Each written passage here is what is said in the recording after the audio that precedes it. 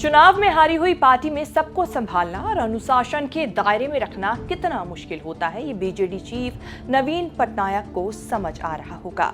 जिस बीजेपी से दोस्ती रखकर सत्ता और जनाधार सब गवा बैठे, उसी बीजेपी के चक्कर में वक्फ बिल पर वोटिंग को लेकर पार्टी में भयंकर आंधी तूफान आया हुआ है। नीतीश कुमार की जेडीयू के बाद बीजेडी में इतनी उठापटक हो रही है कि पार्टी बचाना मुश्किल होगा। ओडिशा में मुस्लिम वोट बैंक इतना बड़ा नहीं है, मुश्किल से 2-2.25% मुस्लिम आबादी है। 2011 की जनगणना के मुताबिक करीब 9 लाख मुस्लिम रहते हैं। नवीन पटनायक की राजनीति में भी हिंदू मुस्लिम फैक्टर कभी हावी नहीं रहा। बीजेपी के साथी होने के बाद भी नवीन पटनायक ने सेक्युलर पॉलिटिक्स की, कभी हिंदू मुसलमान की राजनीति नहीं की। वक्फ बिल के समर्थन या फिर विरोध से पार्टी के वोट बैंक पर कोई ज्यादा फर्क नहीं पड़ना था। वक्फ बिल आने वाला है, इसकी चर्चा महीनों से चल रही थी। बीजेपी के हाथों लोकसभा और विधानसभा चुनाव हारने के बाद नवीन पटनायक का रुख बीजेपी को लेकर कठोर हुआ था। विपक्ष के साथ तो नहीं गए, लेकिन संसद में बीजेपी का समर्थन करने से मना किया था। वक्फ बिल का भी विरोध करने की बात कहते रहे।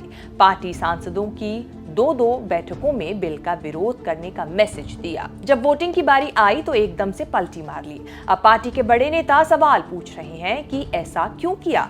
6 बार विधायक रहे प्रफुल्ल सामल और पूर्व मंत्री प्रताप जेना ने चिट्ठी लिखकर नवीन पटनायक से स्टैंड क्लियर करने को कहा। ये भी पूछा कि सर्कमस्टांसेस क्या थे जिससे स्टैंड बदलना पड़ा। बीजेडी की 16 सदस्यों की एडवाइजरी कमेटी के हेड प्रसन्ना आचार्य नेताओं की टोली लेकर नवीन पटनायक के पास पहुंच गए। पूछा किसके कहने पर सास्मित पात्रा ने व्हिप जारी किया। चुनाव हारने के बाद बीजेडी लोकसभा में 0 हो गई, लेकिन राज्यसभा में 7 सांसद बचे हैं। वक्फ बिल पर वोटिंग के लिए हर पार्टी को व्हिप यानी सांसदों को डायरेक्टिव देना होता है कि क्या करना है और क्या नहीं। कोई व्हिप नहीं निकला। सांसदों को अंतरात्मा की आवाज पर वोट डालने की छूट की गई। वहीं अंतरात्मा की आवाज वाला अनऑफिशियल व्हिप पार्टी में भयंकर महाभारत का कारण बना हुआ है। गोल गोल राजनीतिक खेल में फंस गए हैं नवीन Patnaik. The party has decided that the MPs were to vote as per their conscience and left it to the honourable MPs to decide. I haven't discussed with the other MPs so far. As far as I'm concerned, I had supported the bill. So I think other MPs, what they have done, whether they abstained, they walked out, or they have supported or opposed, that I can't say in totality. Party के सांसद सास्मित पात्रा ने BJP के पक्ष में vote डाला और खुलकर बताया भी। सास्मिता पात्रा के बिल का समर्थन करने से हंगामा और बढ़ गया। विवाद इसीलिए भी कि सास्मिता पात्रा बीजेडी के प्रवक्ता भी हैं और संसद में चीफ व्हिप भी। व्हिप उनको जारी करना था, जो उन्होंने किया नहीं। वक्फ बिल पर उनके समर्थन को बीजेडी का समर्थन मान लिया गया। पार्टी के 7 में से सास्मित पात्रा समेत 3 सांसदों ने समर्थन में वोट डाला। सास्मित पात्रा विदेश में हैं और हल्ला हंगामे पर चुप्पी साधे हैं। मुस्लिम सांसद मुजीबुल्लाह खान और सुभाशीष खूंटिया समेत 3 सांसदों ने विरोध में वोट डाला। 7वें सांसद देबाशीष सामंतरे ने वोट नहीं डाला। बिल का समर्थन नहीं करने वाले सवाल उठा रहे हैं कि बीजेपी के साथ वक्फ बिल का समर्थन कैसे कर सकते हैं। मैं भी नहीं समझ पा रहा हूँ। मैं जितना उम्मीद करता हूँ कि नवीन पटनायक जो हमको बोले थे उसके बाद चेंज नहीं हुआ है, वो क्यों करे, वो सास्मित पात्रा ही बोल सकते हैं। मैं फिर आपको बताऊंगा नेताजी से मिलने के बाद। अंतरात्मा की आवाज वाले व्हिप का फायदा उठाकर राज्यसभा सांसद देबाशीष सामंतरे ने वोटिंग में हिस्सा नहीं लिया। देबाशीष ने सोशल मीडिया पर पोस्ट लिखकर सवाल किया कि सेक्युलरिज्म की पॉलिटिक्स का क्या हुआ। विवादित बिल पर स्टैंड क्यों नहीं लिया गया। अचानक स्टैंड बदलने के पीछे कौन और क्या कारण रहा। देबाशीष सामंतरे ने सवाल उठाकर जवाब भी दे दिया कि इसके पीछे वीके पांडियन है। पांडियन ने ही वक्फ बिल वाली सारी साजिश रची।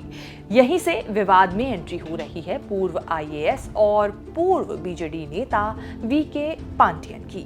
ओडिशा कैडर के आईएएस वीके पांडियन 2011 से सीएम नवीन पटनायक के प्राइवेट सेक्रेटरी बनकर साए की तरह उनके साथ रहे, सरकार भी चलाई और पार्टी को भी कंट्रोल में रखा। 2024 के चुनाव से ठीक पहले अचानक वीआरएस लेकर फुल टाइम बीजेडी के नेता बन गए।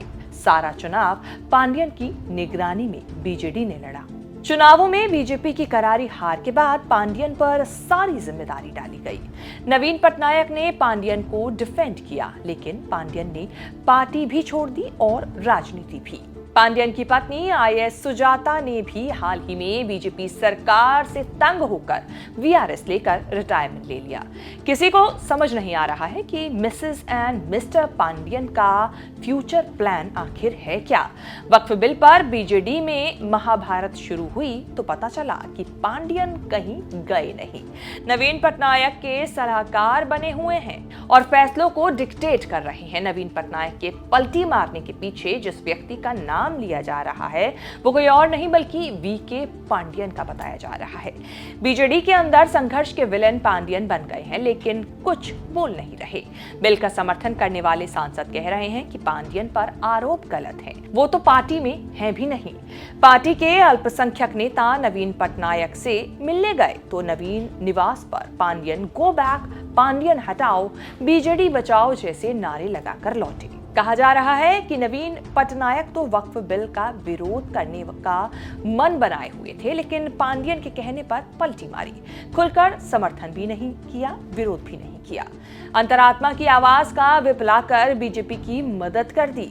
अगर बीजेडी के 7 सांसदों ने सरकार का विरोध किया होता तो राज्यसभा से सरकार के लिए बिल पास कराना मुश्किल होता। 2.5 दशक तक सत्ता चलाने के बाद नवीन पटनायक की पार्टी का वक्फ बिल विवाद के बाद क्या होगा?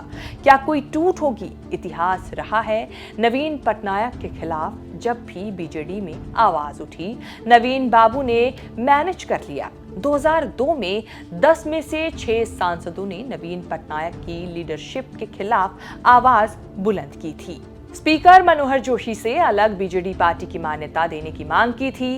विधायक टूटने और सरकार गिरने का खतरा था, लेकिन नवीन पटनायक ने ऐसा कुछ होने नहीं दिया। धीरे से सब मैनेज हो गया और तब से अब तक सब कुछ मैनेज हो ही रहा है। अब देखना होगा आगे इस पूरी राजनीति में क्या कुछ नया देखने को मिलता है। शेष भारत में ये रिपोर्ट इतनी ही। आपको ये जानकारी कैसी लगी हमें कमेंट करके जरूर बताएं और इस तरीके की खबरें आगे भी देखने के लिए बने रहें न्यूज़ तक के साथ।